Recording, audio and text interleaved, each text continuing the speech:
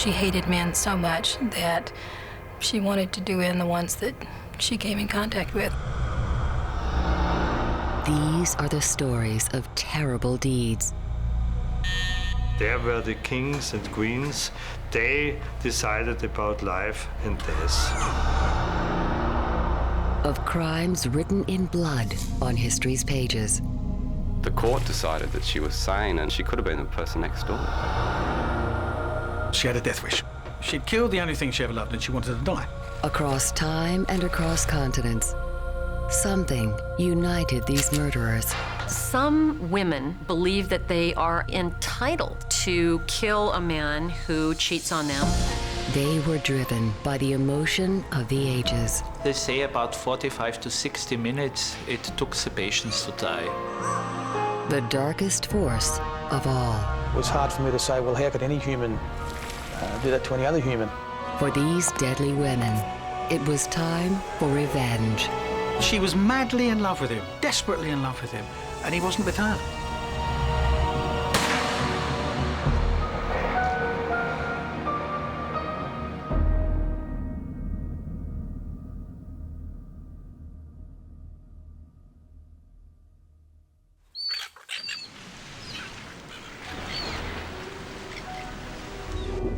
Police Detective Sergeant Bob Wells tries to forget the day he discovered one of Australia's most shocking crimes.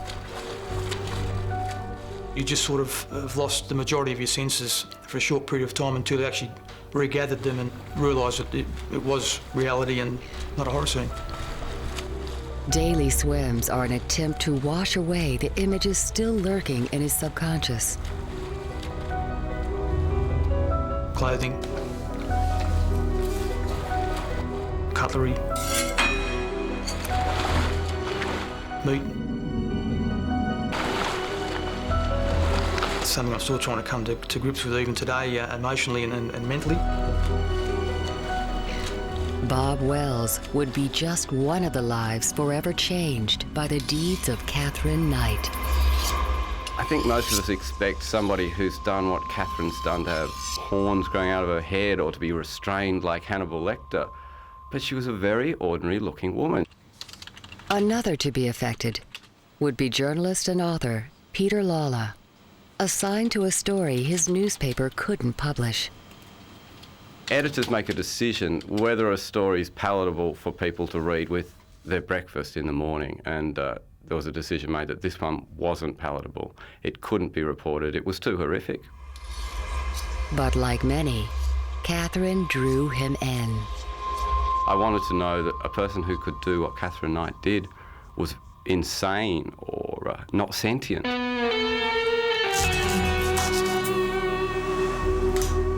But the court decided that she was sane and she could have been the person next door. Katherine Knight seemed to live on the edge. She had a wild temper. She had too many boyfriends, too many fathers for the children. She came from a wild family. By her early 40s, Katherine had experienced 4 rocky relationships. Each time, she was asked to leave. But each time, she found her way back. She knew how to keep a bloke happy. She put up their mates drinking in the shed. She had dinner ready when they got home. Generally, she knew how to keep a bloke, and she was manipulative like that. I think she was a very hard woman, very strong physically. I think she probably emotionally very vulnerable. Her fiancé, John Price, was the type of man Katherine sought out. She was a tough country girl, and they were tough country blokes. They loved to drink, they liked their knees up on a Saturday night. But all too soon, each partner discovered Katherine's secret. An illness called borderline personality disorder. Borderline personality disorder is kind of a catch-all term for a condition that manifests itself, the individual, and it's usually women, it can be men, very moody, tremendous mood swings. Former FBI criminal profiler Candace DeLong says sufferers can turn quickly from lovers to fighters. They feel slighted when there was no slight. They are prone to being very suspicious that their partner is cheating on them. Everything reflects back to somebody is taking advantage of me, and I must do something about it. John Price usually weathered the stormy Katherine, knowing the loving Katherine would soon return. Then one day, his partner went over the line, threatening his job at the coal mine with a home video. She'd filmed the contents of his garden shed, and in Pricey's garden shed was a first aid kit from the mine, which he'd allegedly stolen. The pair had argued over money. Katherine wanted revenge. She sent the video to the mine boss, suggesting John was a thief. The most important thing in most men's lives is their job. And that is the one area that the woman may feel if she can mess this up for him, all the better. John was fired. He threw her out of the house, said he'd never have her back.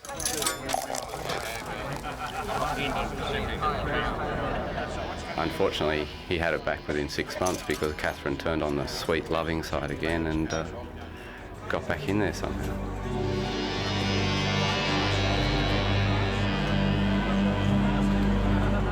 And I think that there was more so a physical attraction towards her than anything else. One man knew what John Price was going through. Well, her mother said to me, just after we first got married, she said, "You want to watch this one? If you do the wrong thing by, she will kill you." Katherine's first husband, David Kellett. And I brushed it off as just one of those things that mothers say, and it didn't really dawn on me that, but one day she would go over the edge.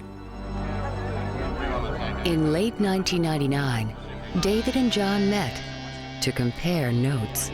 I knew John Price, and he said to me he wants to get out of a relationship, but he's scared to get out. And I said, well, these days you can take all these domestic violence orders against each other, whatever. And he was just so scared, he was almost shaking. He was really scared. Little did either man know, Katherine would soon commit one of Australia's most shocking crimes. We don't have a lot of women on death row, but that's where she is, and she holds Bible studies, Bible sessions within death row. In 1990, journalist Martha Quillen found the story of her career in North Carolina. People thought she was such a fine person, and how could she have done this? And yet, the reality of what she had done was so brutal and so cruel that people were just fascinated in this dual personality in this one woman. To the world, Blanche Taylor Moore was a caring Christian, a compassionate woman, led by spiritual commitment.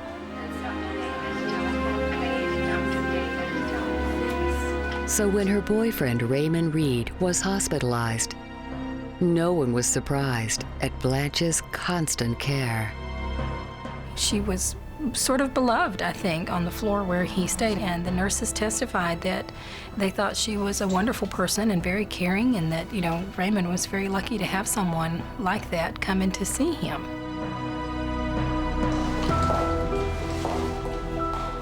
Raymond was diagnosed with Guillain-Barré syndrome.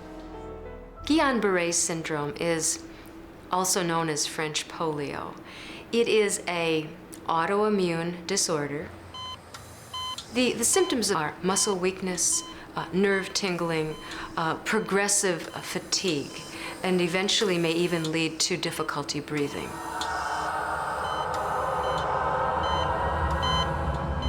Despite the best care, Raymond was destined to die. Again and again. He actually died and was revived. His heart failed and he had kidney failure and died, and they revived him.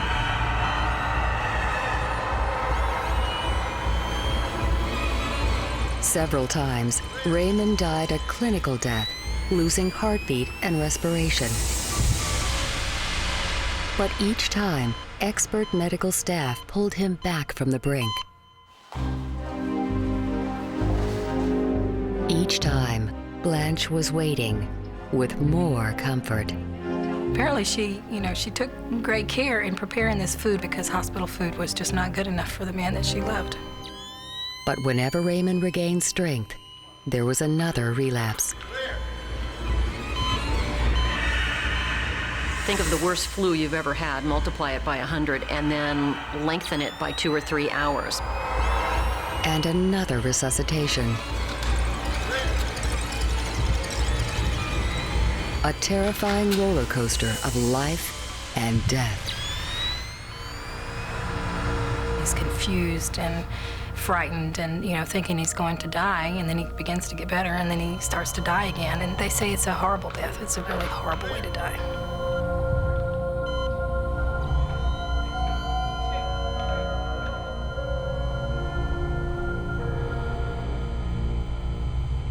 Raymond Reed died the final time in October 1986. In my experience of writing about murders and covering murder trials, I think they all think that they're smarter than everybody else, and they're not going to be caught.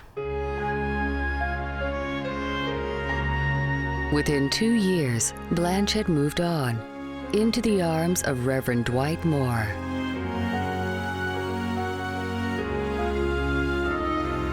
He was a minister who courted her and pursued her, and she finally married him. It seemed a match made in heaven.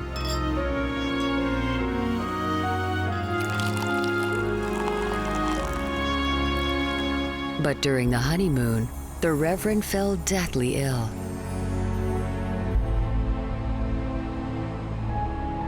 Although the symptoms mimicked Guillain-Barré syndrome, the speed of onset raised suspicions. He happened to end up in a hospital where they had the smarts to test him for arsenic poisoning. And when they found huge doses of arsenic in his system, they immediately suspected that she had given it to him. Reverend Moore's constitution foiled Blanche's plan. Against the odds, he survived. Investigators later said that he had survived the largest dose of arsenic any human was ever known to have survived. So she was just unlucky. She poisoned someone whose system was stronger than she was. Blanche would be charged with assault, and police probed further, exhuming the body of Raymond Reed. The chief medical examiner in North Carolina, John Butts, MD, exposed one of the state's most audacious murders. This is graphing of the quantities of arsenic that were found in Mr. Reed's hair, and this tells us that that initial illness was a result of arsenic poisoning, but also tells us that he continued to receive arsenic while he was in the hospital. Blanche was arrested and charged with murder. During her trial, jurors heard how Blanche killed her victim with kindness. All evidence indicates that she was bringing poison to the hospital and disguised with or contained within some of the food that she fed him, and continued to poison him in the hospital until ultimately he died. During her sentencing phase, the state actually argued that his murder should be viewed as a serial murder because she killed him over and over again. And there were more suspicions. At one point, it looked like they were going to dig up everybody in about 3 counties and test them for arsenic. Anybody that had known Blanche Taylor Moore at any time in their lives was going to be tested. We exhumed 5 individuals. They were individuals who it was believed that Mrs. Moore had some connection with, obviously, they were deceased individuals, and there were symptoms or circumstances surrounding the death that raised the possibility of arsenic poisoning. Traces of arsenic were found in the bodies of Blanche's first husband and her father. Although cleared of involvement with her father's death, some believe their troubled relationship set a young Blanche on a course of revenge. We know that he was a womanizer. We know that he left the family. I think she replicated that sort of tortured relationship with the other men that she became involved with during her life. It is not unusual that when they grow up, the problems that they had with their father, psychologically and emotionally, will spill over into their current relationships with men. They may love their husband, but as soon as things turn south or they are made angry by him, he may represent bad daddy, and he will be the target of their wrath. She may kill her father over and over and over again. Convicted of one murder count and charged with another, Blanche Taylor Moore awaits execution on death row.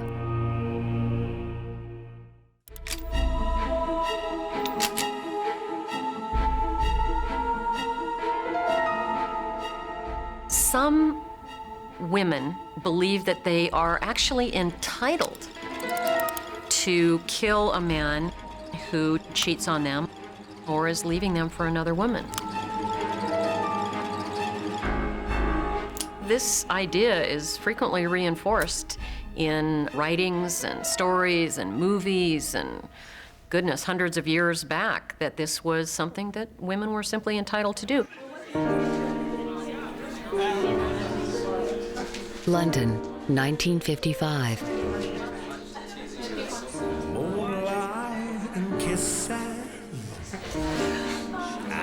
And a pretty club hostess, Ruth Ellis, had no idea she was about to divide a nation and make British legal history. Good time girl. At 19, she's running a club in the West End of London, getting people to, buy drinks at extortionate prices. And she would con people into spending and parting with a lot of money here in the club.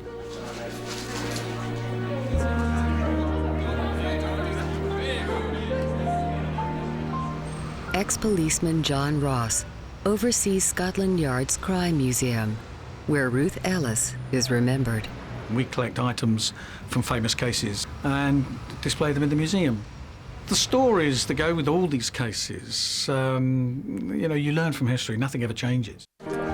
Moonlight and kisses, peaches and cream. Many men fell under Ruth's spell, but only one would dominate her attention: the dashing David Blakey. Self-centered, racing car driver, never actually going to make it, but spent all his life. Rich boy, just running around, enjoying himself. She was madly in love with him, desperately in love with him, and he wasn't with her.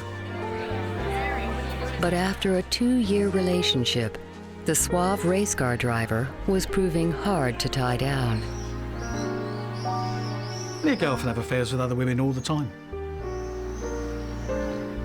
Purely self-centered, selfish man, a playboy. Each dalliance delivered more frustration for Ruth. David's philandering didn't seem to slow down. When Ruth became pregnant with his baby, things only became worse. He punched her in the stomach. Whether that was to get rid of the baby or it was just in one of their violent moments, you will never know. But all he did was send her a bunch of flowers the next day and said sorry. That was it. Yeah.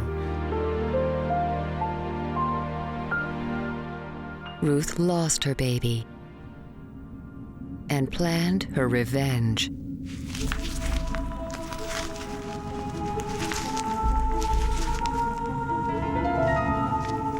Women are much more relationship-based. They are much more into their feelings and their intuition. I feel that when women's relationships are disrupted, they can become furious.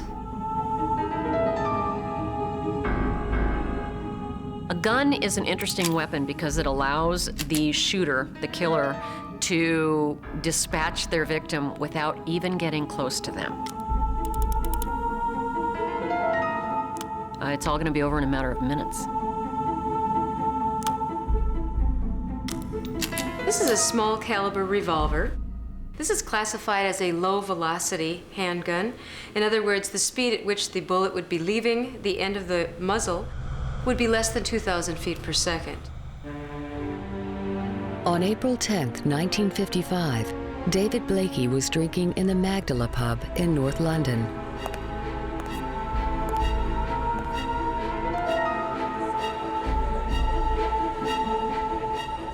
Ruth and her weapon were ready. The reason this is such an effective weapon is that it doesn't take much force at all to pull the trigger. In fact, probably 2 to 3, maybe 4 pounds of pressure.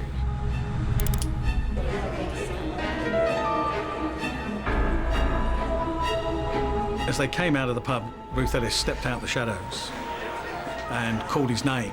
David! Fired 2 shots at him. When a bullet enters that body, the kinetic energy will cause a cavity, something called a temporary cavity, that's caused by energy radiating out from that speeding bullet. He just walked up and emptied the other 3 bullets into him. When a bullet enters a body, it perforates through the skin. As it does so, it will damage blood vessels and it will cause massive internal bleeding. Blood will accumulate and the body will go into shock when it has lost approximately 20% of its circulating blood volume. It was a very public murder. Many witnesses. In 1955, murder was a capital offense. The problem for Ruth Ellis was she had a death wish. She'd killed the only thing she ever loved and she wanted to die.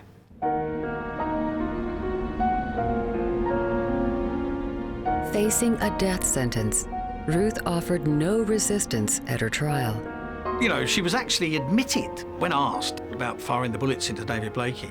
She said, yeah, of course I went there. I went to the Magdala Public House that evening with the intention of shooting David Blakey and killing him. Now, she's admitted the premeditation, she's admitted the act. She has to be found guilty of murder. Although many believed Ruth was driven to murder by her victim's actions, English law at the time could make no concession.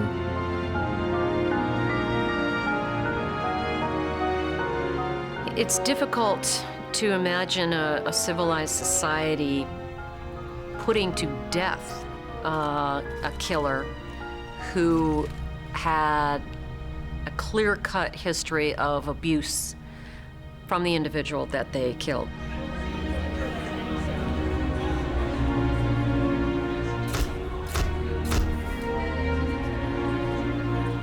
Modern laws recognizing diminished responsibility were yet to be written.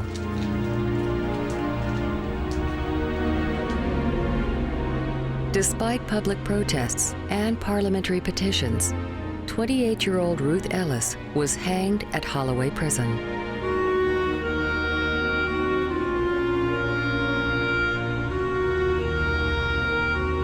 It would be a turning point in English justice.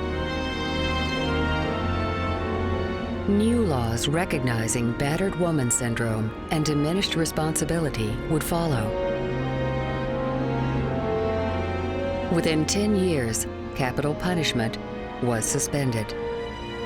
Ruth would be the last woman executed in England.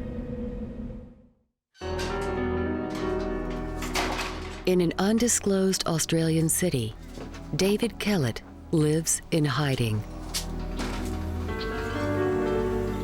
Although he left his ex-wife many years ago, recent events make him fear for his life. his former spouse, is Katherine Knight. You can't change a psychopath, and I believe in my own heart she's a psychopathic killer and she'll never change.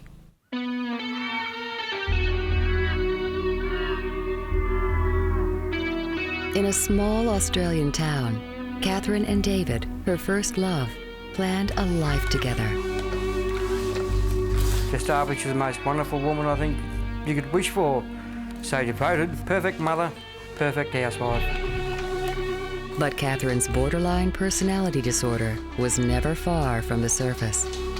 She could snap just like a biscuit. It wouldn't take much to set her off.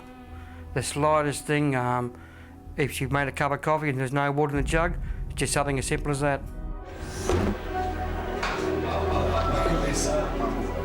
One night, a darts competition almost ended David's life. One of the elements of borderline personality disorder is that you cannot stand abandonment. And that means if somebody says they're going to be home at 10 o'clock, you want them home at 10 o'clock. And by 10:05, you're in a rage. By 10:10, you're in a murderous rage.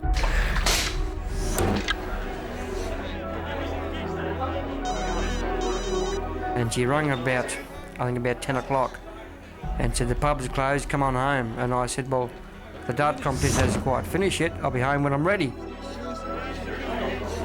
There was an insult to the core when he said, I'll be home from the pub shortly. She took that as the same as being stabbed in the heart, as total rejection. And the way to make herself feel better is to exact revenge. When somebody's getting stressed, it's usually a reaction that comes down to fear. Fear causes the release of adrenaline or epinephrine. So the heart would start beating more rapidly. Somebody would start breathing more quickly. There would be that fight or flight reaction. David Kellett was coming home to a biochemical maelstrom. She'd hit me so hard on the back of the head that my eyes went black. I woke up 2 days later in a hospital. Spent all my clothes in the bathtub, everything I owned, every bit of clothing she'd burnt in the bathtub. And when the fury subsided, the caring Katherine returned. A couple of days later, after being released from hospital, she went and bought me all brand new clothes. It was just like the type of person she was. But there was something more frightening than Katherine's moods. A slaughterhouse worker, she brought her tools home to hang above the marital bed. The knives were hanging on the wall. I had put a special hook there so she could hang the knives, and no one touched the knives. Her knives were the most treasured item that God ever gave to her.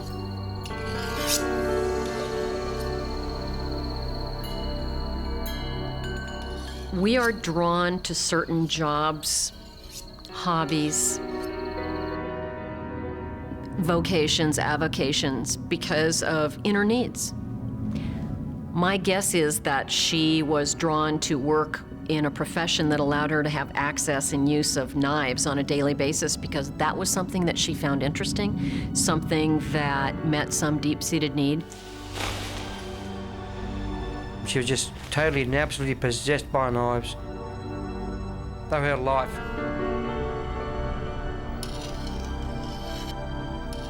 Katherine's obsession had a name. Picarism, which is a clinical term, someone that is aroused or finds pleasure in the idea of cutting, slicing, and stabbing skin.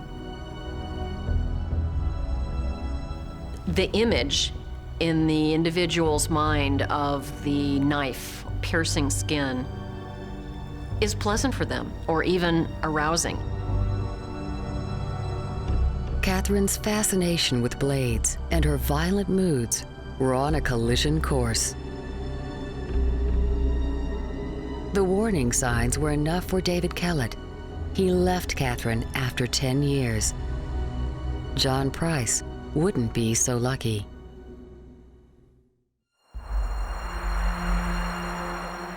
a killer's troubling behavior can alert potential victims.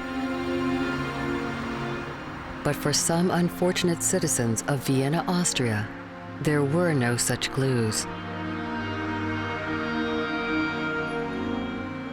The motivation was obscure, the location unusual, the perpetrators unexpected.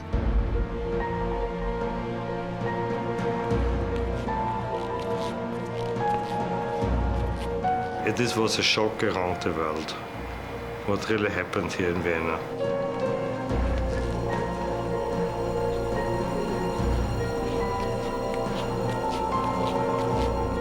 Max Edelbacher heads criminal investigations in Vienna's South District. In 1989, he and his team were called to the Lainz General Hospital. This is one of the largest hospitals, especially dealing with very elder people. In the preceding 3 years, an alarming number of elderly patients were dying in just one wing, Pavilion 5. Investigators soon found out why. It's so terrible because you never would expect in a hospital that this is a murder station. No?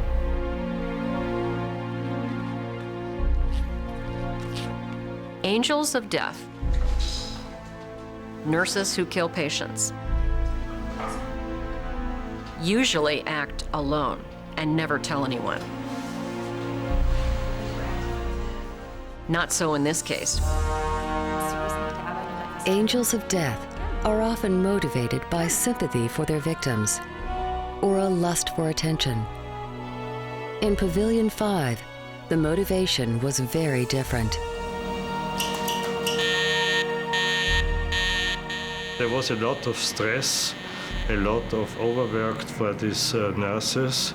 And in this time, in 88 and 89, more than 60 to 65 people were in one room. And in the night shift, only 2 nurses could care for these people. Nicht schon wieder. Elderly patients were demanding. Too demanding.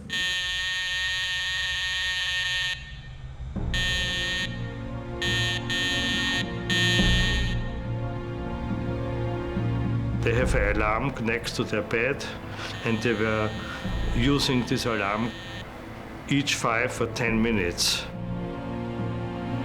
For one group of nurses, the solution was eternal silence.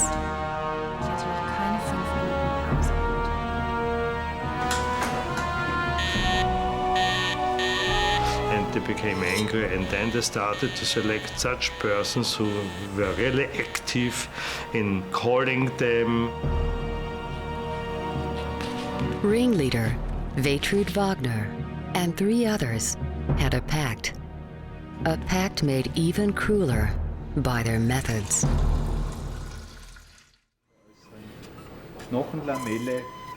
In Vienna, Austria, forensic scientist Professor Johann Mislewitz would uncover one of his country's worst serial murders and the unusual murder weapon, water.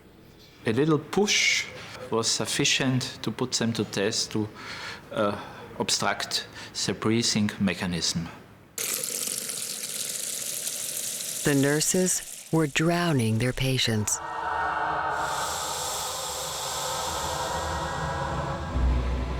Well, they brought the victim into a comfortable position for them. They pressed the tank down with a spatula and poured the water into the airways. Drowning is a form of asphyxia. There will be an initial shock and an attempt to hold one's breath. When they can no longer hold it, they're going to exhale that breath and inhale water. That is going to be incredibly uncomfortable.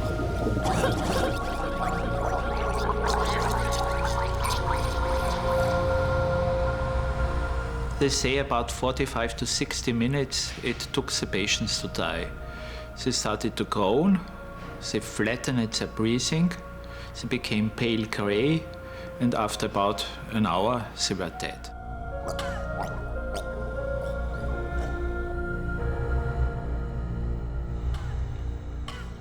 The technique should have defied suspicion. Many patients already suffered from pulmonary edema, fluid in the lungs. That was assumed by them that they could get away with it because you can't distinguish between liquid from pulmonary edema and liquid from tap water.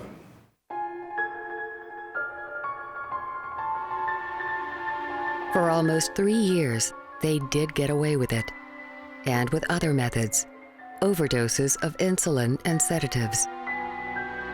Then they became like sisters of death, and they became more and more safe in their relationship because nothing happened. There were the kings and queens. They decided about life and death.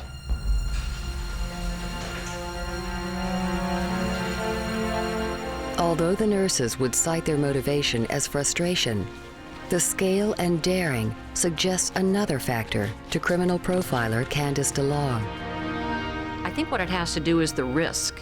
Can I do this horrible thing? Can I cross this line society says if I cross, it's all over for me, right in front of other people and get away with it? And that thrill, that extra risk, is why they do it.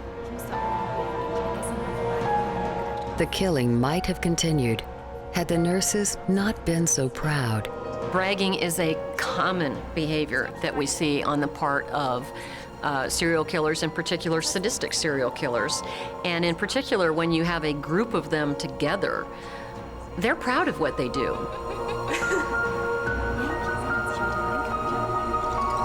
A witness overheard their boasting and reported to police.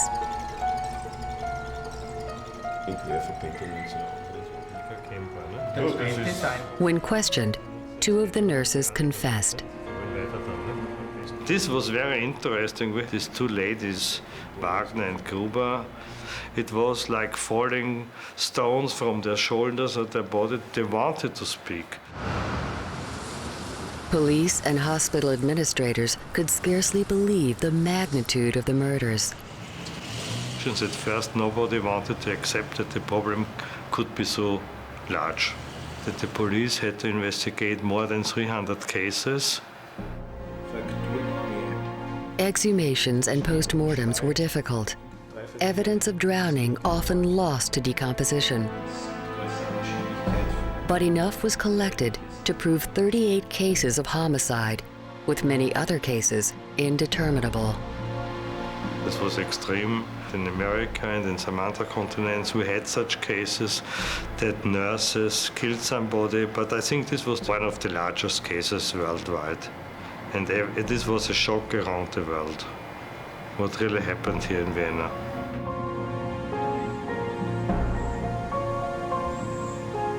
And just as rare, 4 angels of death working together. There have been cases of murder in hospital before concerning hospital personnel, but only in this case there were 4 people knowing each other.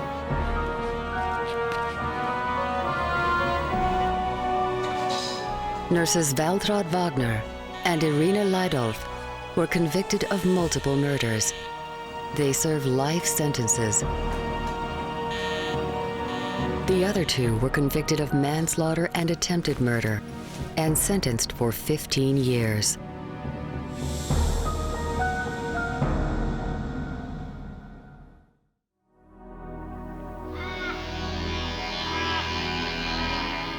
In small-town Australia, Katherine Knight was brewing her own personal storm.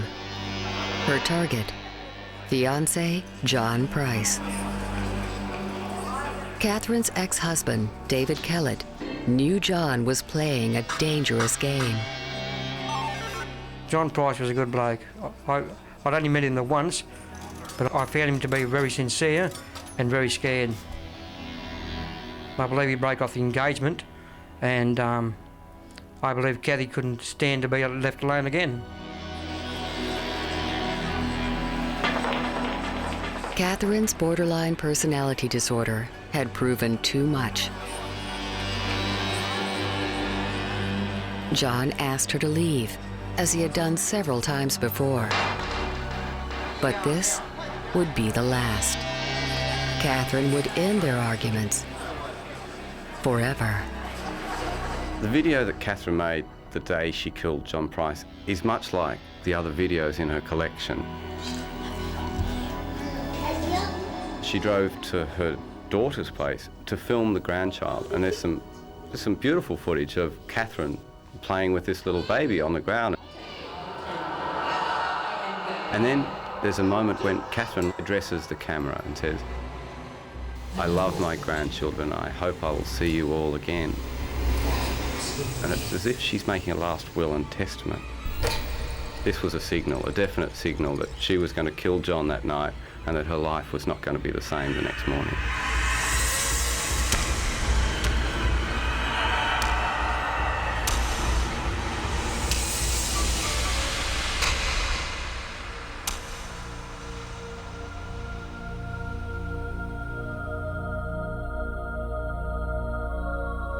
On the morning of March 1st, 2000, Detective Sergeant Bob Wells was called to John Price's address.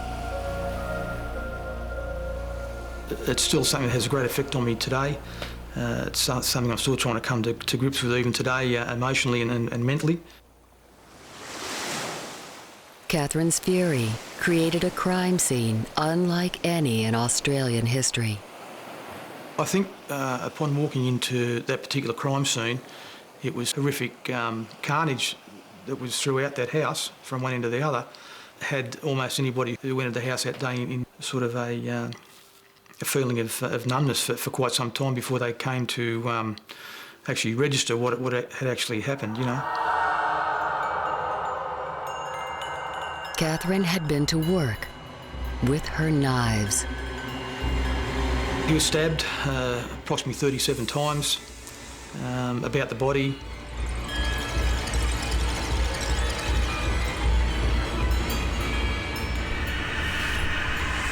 Information from the forensic people were that one of those blows was a fatal blow to the heart, which eventually was the cause of death. One well-placed stab is all that's necessary to kill someone. 37 indicates to me a lot of anger, and probably a number of those stab wounds were post-mortem. Just couldn't stop killing him. But Katherine's revenge would go further, much further.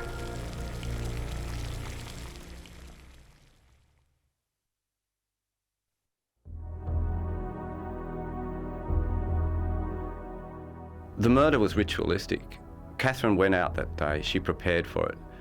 She went to the welfare shop and she bought a black nightie, a sexy black nightie with buttons down the front. She went to his house late.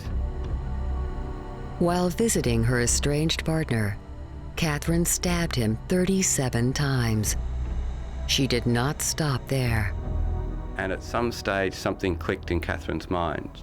She'd had her initial revenge, and then I think she decided she wanted to have some fun. She went back to the life she loved, to cutting up animals and carcasses and that sort of business. Katherine had been cooking, as she had almost every day, preparing an evening meal of meat and vegetables. When police arrived at the crime scene, they found a pot still warm on the stove and 2 meals waiting on the table. In horror, Detective Sergeant Bob Wells realized that the meal was made from her former partner, John Price. I really think at the time it was hard for me to say, well, how could any human do that to any other human?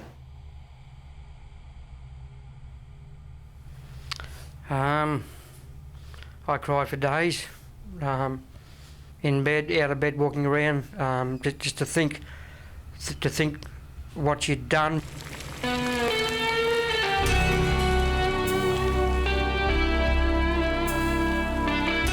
Katherine was found asleep in bed. She'd unsuccessfully tried to overdose on prescription drugs. The storm had passed. This is dreadful, gruesome, horrible behavior that we rarely see. We see it, but it's not very common.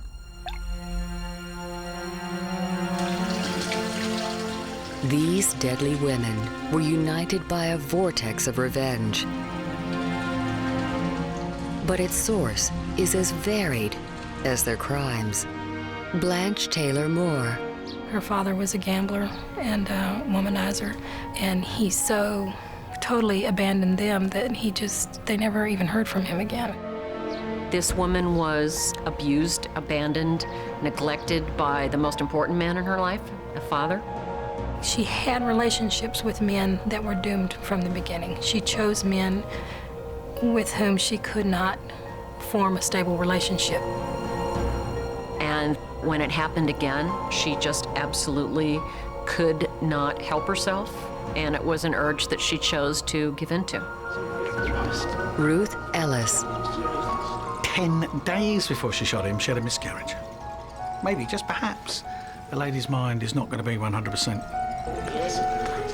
Getting away with it, that wasn't as important to her as, I'll show you, watch this, you can't do this to me. Taking his life far exceeded the need to get away with it. The Austrian nurses. The starting point was this terrible working situation. But then they became like sisters of death. More and more they felt this power over life and death.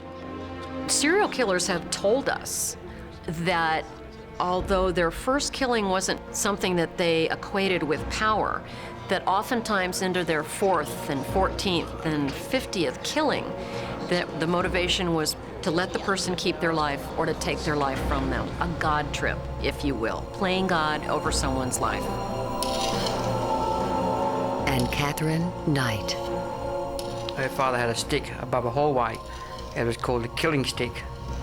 And he would flog his children, absolutely flog them on the head, the arms, body, wouldn't matter where, and just totally just flog them.